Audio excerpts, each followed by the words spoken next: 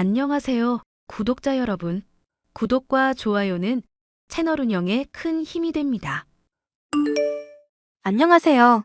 저는 아이 셋을 키우고 있는 가정주부입니다. 얼마 전에 저희 집에 큰일이 있어서 한바탕 난리가 났었답니다. 지금은 다들 평온한 일상으로 돌아가려고 노력하고 있지만 쉽지만은 않네요. 저희 남편은 어려서 아버지를 여의고 집안의 가장처럼 살아왔습니다.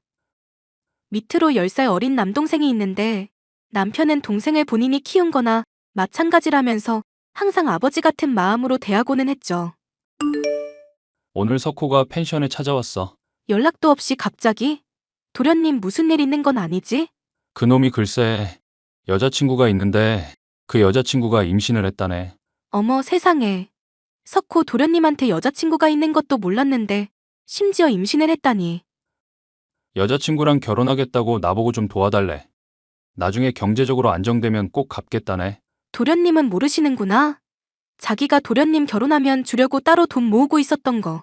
그거 알면 엄청 좋아하겠네? 그 통장 주고 이걸로 결혼 준비하라고 했어. 배 불러오기 전에 빨리 식부터 올려야 하니까 시간이 없잖아. 잘했어. 자기가 도련님 생각하는 마음 하나는 정말 끔찍하다니까? 도련님은 좋겠네. 이렇게 든든한 형이 있어서. 아참, 그런데 도련님 여자친구는 어떤 분이래? 석호가 중국 무역회사에 다니잖아. 출장으로 중국 갔다가 만난 한국 여자인가 봐. 중국에 있는 한인업체에서 일하는 직원인데 임신했으니 퇴사하고 한국 들어올 계획인가 봐. 어떤 사람인지 얼른 만나보고 싶다. 우리 애들한테도 곧 사촌동생 생길 거라고 말해줘야겠어. 애들이 진짜 좋아하겠다.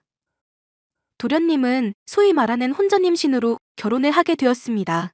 저희에게는 연애 중이라는 말도 하지 않았었는데 갑작스러운 임신 소식을 듣게 되어서 저도 남편도 매우 놀랐었죠. 그래도 도련님의 선택을 존중하고 새롭게 저희 집안 식구가 된 동서와 친해지려고 노력했습니다. 동서, 우리 집에 안 쓰는 장난감들 있는데 가져다 줄게. 나중에 애 태어나면 유용하게 쓸 거야. 됐어요. 이 좁아 터진 집에 그런 거 가져오지 마세요. 안 그래도 좁아서 숨 쉴 공간도 없는데 그런 낡은 물건 들여놓으면 더 답답해져요. 그래도 이거 꽤 괜찮은 거야. 애 키우는 집에는 이거 다 갖고 있는 국민 육아템이라고. 싫다고요. 형님네는 넓으니까 거기에 갖고 계세요. 쥐구멍 같은 저희 집에는 아무것도 안 놓을 거예요. 동서, 급하게 구한 집이라 맘에 안 드는 건 알겠지만 그래도 곧 애가 태어날 건데 출산이랑 육아 준비는 해야 하는 거잖아. 형님, 말씀은 바로 하셔야죠. 급하게 구하느라 이렇게 된 게 아니라요. 돈이 없어서 이딴 집에 들어와 살게 된 거예요. 그래, 동서 마음이 속상한 건 알겠어. 형님이 뭘 안다고 그래요? 아무튼 쓸데없는 거 준다고 오지랖 부리지 좀 마세요. 동서는 결혼 생활이 불만족스러운 듯 보였습니다. 그래도 서방님과는 잘 지내려고 노력하는 것 같았고 저희는 동서에게 힘이 되어주기 위해 다방면으로 애썼습니다. 형님, 저 취직 자리 좀 알아봐 주세요. 동서 아직 아이도 안 태어났는데 취직이라니? 그 몸으로 일하려고 하는 거야? 애 낳고 두세 달만 쉬다가 바로 일 나가려고요. 저는 도저히 좀이 쑤셔서 집에 있을 수가 없어요. 그럼 아이는 어떡하고? 동서 친정도 멀어서 도움 못 받는다고 했잖아. 돈 주고 이모님 한 명 부르면 되겠죠. 서방님도 동의한 거야? 베이비시터가 아이 키우고 동서는 취직하기로 한 부분 말야. 아이를 어떻게 키우던 제 맘이죠. 그런 것까지 일일이 남편한테 허락받고 살아야 해요? 형님, 진짜 꼰대다. 아이 양육 문제는 부부가 같이 상의하는 게 맞는 거야. 임신도 내가 하고 아이도 내가 낳을 건데 어떻게 키우든지 남편이 뭔 상관이에요. 잔소리 좀 그만하시고 빨리 취직 자리 알아봐 주세요. 저는 형님처럼 놀고 먹는 팔자가 아니라서요. 아이를 낳기도 전에 저런 말을 하는 동서를 보며 저는 불길한 예감이 들었습니다.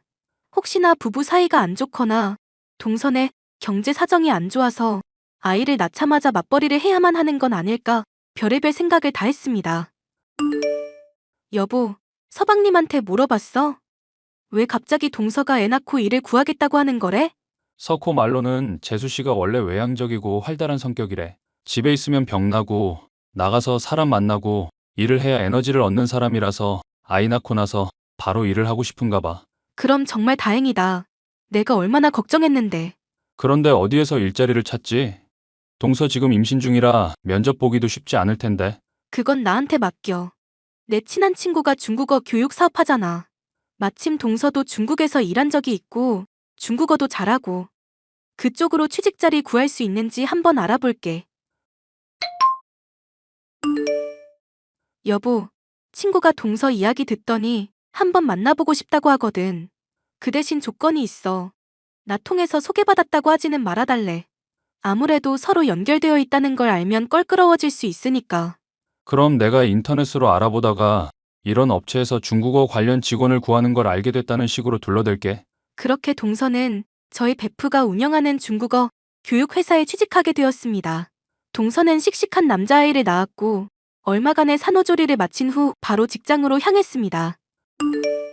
형님, 이번 주말에 우리 준영이 좀 봐주세요. 주말에 무슨 일 있어?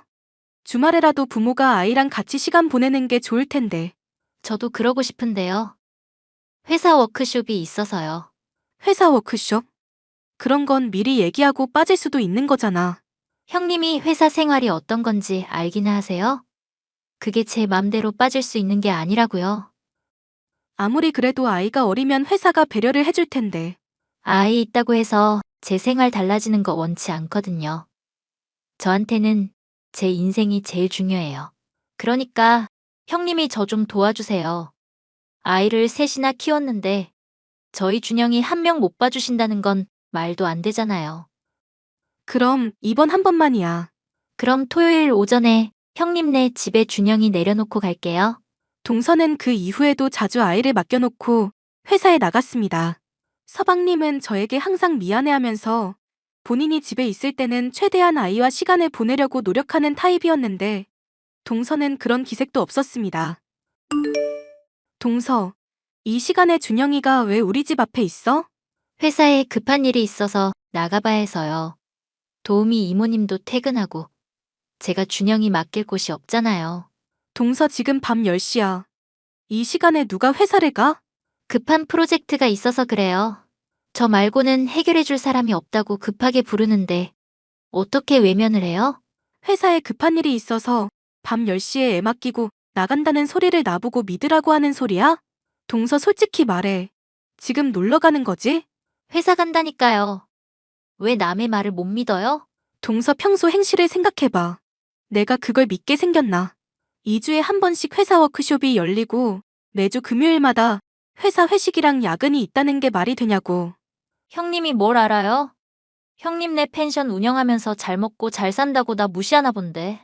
내가 왕년에 진짜 잘 나갔어요. 나랑 만나고 싶다는 남자들이 한 트럭이었다고. 임신만 아니었어도 내가 한 남자한테 붙잡힐 이유가 없었어요. 나 정말 억울해. 원했던 임신이든 원치 않던 임신이든 동서가 아이를 낳았으면 책임을 져야지. 서방님 있을 때는 서방님한테 맡기고 서방님 없을 때는 나한테 맡기고 허구한 날 나가서 술 먹고 노는 걸 내가 모를 줄 알아? 내가 나가서 논다는 증거 있어? 나 지금 회사 가는 거야. 그럼 30분 후에 회사 사무실 배경으로 사진 찍어서 보내줘. 안 그럼 나도 준영이 맡아줄 수 없어. 형님이 뭔데? 나한테 명령질이에요? 나가서 돈 벌어본 적도 없고 밥벌이의 고단함도 모르는 형님 같은 사람이랑은 아예 대화가 안 통해. 동서가 다니는 회사는 제 친구의 회사였기에 동서가 항상 핑계대는 회사 워크숍과 회식 그리고 야근이 거짓말이라는 걸 진즉 알고 있었습니다. 동서가 육아 스트레스 때문에 밖으로 나도는 거라고 짐작하며 누구에게도 동서의 거짓말을 알리지 않고 항상 참아왔습니다. 그런데 제가 참고 있으니 점점 정도가 심해져 이제는 아예 말도 없이 아이를 저희 집 앞에 놓고 가는 지경에 이른 것입니다. 지현아, 너희 시동생 괜찮은 거야? 어디 크게 다친 건 아니고? 그게 무슨 소리야? 갑자기 시동생이 다치다니? 네가 소개해준 수경 씨 말이야. 너네 동서. 남편이 교통사고로 다쳤다고 간병해야 한다고 휴가 썼어. 그 얘기 듣자마자 너무 걱정돼서 너한테 연락했지 뭐니. 니네 남편이 자기 동생 끔찍하게 생각한다고 네가 여러 번 말했었잖아. 서방님이 다쳤다고? 나는 전혀 모르고 있었네. 도대체 무슨 일이길래 나한테 연락도 없었지? 너는 모르고 있었어? 빨리 연락해봐. 수경 씨 남편이 회사 앞에도 자주 놀러 왔는데 교통사고 났다는 얘기를 들으니까 내 마음도 안 좋다, 얘. 그건 또 무슨 말이야? 서방님이 회사 앞에 자주 갔었어? 우리 직원들이 수경 씨네 부부 사이 좋아 보인다고 얼마나 부러워하는데.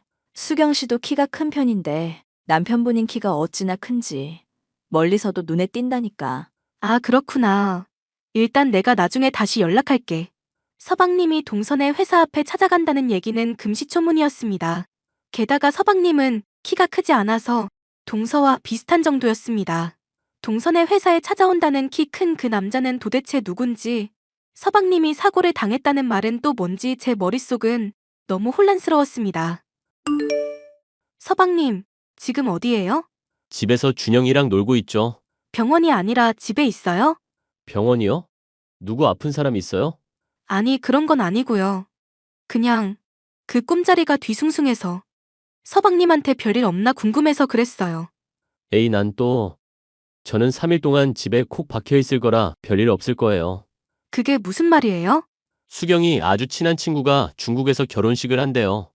거기 다녀오고 싶다고 해서 갔다 오라고 했어요. 제가 연차 쓰고 준영이 보는 중이에요. 그래요? 동서 지금 어디 있는지는 모르고요? 아침에 신나서 캐리어 끌고 나갔는데 지금쯤 비행기 안에 있겠네요. 알겠어요. 그럼 쉬세요. 저는 동서가 무슨 생각을 하고 사는지 알 수가 없어서 동서가 돌아오는 날 집 앞에서 기다리기로 했습니다.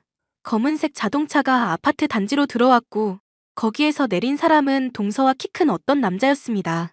두 사람은 길게 포옹하더니 이내 손을 흔들고 남자는 차 안으로, 동서는 집으로 들어갔습니다. 동서, 여행 잘 다녀왔어? 아직 아이도 어린데 여기저기 맡겨놓고 잘도 놀러 다니네? 형님은 애가 셋이라 못 놀아서 억울한가 보죠? 그럼 형님도 놀러 다니세요. 나도 자주 놀러 다녀. 다만 동서처럼 그런 식으로 다니지는 못할 뿐이지. 제가 뭐가 어때서요? 준영이 안 데리고 혼자 다니는 게 그렇게 이상해요? 제 눈에는 형님이 더 이상해요. 내가 뭐가 이상한데? 맨날 남편이랑 애한테만 붙들려서 살잖아요. 형님을 보면 여자라는 생각이 안 들고 아줌마만 보인다니까요. 애 셋 낳고 늘어진 백가죽 좀 보세요. 이런 말씀 좀 그렇지만 솔직히 돼지고기 비계 같고 역겹다니까요. 내가 아줌마 같고 뱃살 많아서 역겹다고? 내 눈에는 동서가 더 역겨워. 형님은 저한테 그런 말 할 자격 없어요.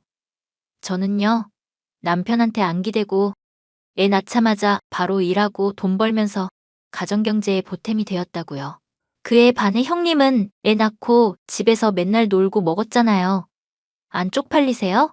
애 낳고 집에서 노는 건 쪽팔리면서 배우자 놔두고 바람 피는 건 부끄러운 일이라고 생각 안 하나 보지? 뭐라고요? 동서가 다른 남자랑 여행 다녀온 거 다 알아. 우연히 집 앞에서 봤어. 내 눈으로 똑똑히 본 거니까. 발뺌할 생각하지 마. 아, 뭐야. 나 들켰네. 할 수 없지 뭐. 그냥 이혼해야겠어요. 그게 다야? 미안하다거나 다시는 그러지 않겠다는 말도 안 하는 거야? 지루한 남자랑 사는 거 질렸어요. 어차피 헤어지고 싶었는데 잘 됐네. 형님이 제 남편한테 말해주세요. 나 다른 남자 만나니까 제발 나랑 이혼해달라고. 동서는 바람핀 주제에 뭐가 그렇게 당당해? 제가 아까부터 말씀드렸잖아요. 저는 형님이랑 다르다고요. 저는 엄연한 직장인이에요. 이혼하고 남편 수입 없어져도 별 타격 없어요. 그 회사가 그렇게 든든해? 그런데 어쩌나. 내 일부러 회사에서도 잘릴 건데. 네? 그 회사 대표 있지? 심하영. 그 친구가 내 동창이자 베프야. 동서가 하도 일하고 싶다고 난리치길래 내가 소개해준 건데. 어쩌나? 남편도 잃고 직장도 잃게 되어서. 설마 대표님이 저 자르신대요? 동서가 어떤 사람인지 낱낱이 이야기했어. 그랬더니 그런 사람은 자기 회사에 필요 없다면서 단칼에 너 내쫓는다더라. 동서가 한 거짓말을 모아보면 권고사직 사유는 충분하다면서. 안 돼요, 제발. 다른 건 다 필요 없어요. 그래도 일은 하게 해주세요. 저한테는 직장이 전부란 말이에요. 맨날 그러길래 난 또 일은 엄청 열심히 하는 줄 알았어. 그런데 내 친구 말로는 업무 능력도 현저히 떨어진다던데. 동서가 이렇게 사건 사고 일으키고 제 발로 나가주니 오히려 고마울 지경이래. 안 된다고요. 제가 이렇게 빌게요. 회사만은 다니게 해주세요. 아니면 다른 곳이라도 소개해 주시던지요. 우리 가족 사람도 아닌 동서한테 도대체 왜? 동서는 동서 인생 사는 게 좋다고 했지? 그럼 다른 사람 인생에 패 끼치지 말고 동서 인생 살아. 지금까지 동서가 한 짓은 민폐 덩어리 그 자체니까. 형님, 제발요. 저는 남편과 서방님에게 동서의 행각을 모두 알렸고 온 집안이 발칵 뒤집어졌습니다. 아이에 대한 유전자 검사까지 이뤄졌는데 다행히 준영이는 서방님의 아이로 밝혀졌습니다. 서방님은 소송을 진행해 아이의 양육권과 친권을 갖게 되었고 아이를 제대로 키운 적도 없는 데다 바람까지 피운 동서와는 이혼하게 되었습니다. 그 후 서방님은 많이 힘들어하기는 했지만 1년 정도가 지난 지금은 그때 이혼하기를 잘한 것 같다며 모두가 제 덕분이라고 말해주었답니다. 이혼당하고 회사에서도 잘린 동서는 지금쯤 무얼 하고 살고 있을까요? 서방님 말로는 가끔씩 새벽에 모르는 번호로 전화가 온다고는 하는데 그게 동서인지는 알 길이 없습니다. 제 사연을 들어주셔서 감사합니다.